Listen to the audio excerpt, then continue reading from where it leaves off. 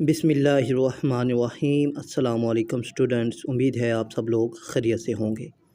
तो आज की ये वीडियो उर्दू के हवाले से है। तो इम्तिहान में पूछे जाने वाला इंतहाई अहम क्वेश्चन कि तशबीह और इस्तिहारे में फ़र्क क्या है।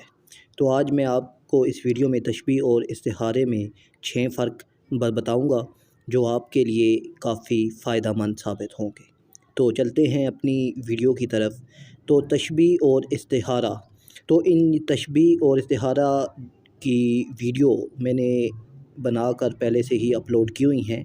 तो उनके लिंक जो है मैं वो डिस्क्रिप्शन में दे दूँगा, आप वो भी लाजमी देखिए, जिसमें मैंने पूरा तशबीह को भी बयान किया है। इसकी आगे से जो आप कह लेंगे इक़साम्स हैं या इसके जो जुज़ हैं वो, और इस्तिहारे को भी इसी तरीके से मैंने काफ़ी डिटेल से समझाया है।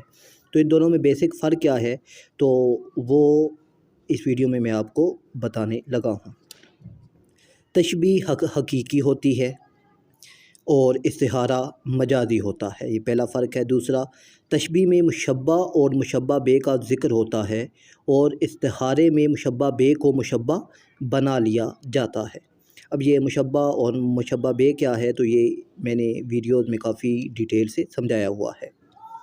तशबीह में हरफ़ तशबीह के ज़रिए एक चीज़ को दूसरी चीज़ की मानद करार दिया जाता है, जबकि इस्तिहारे में वही चीज़ बना दिया जाता है। चौथा फ़र्क है, तशबीह के अरकान 5 हैं और इस्तिहारे के अरकान 3 हैं।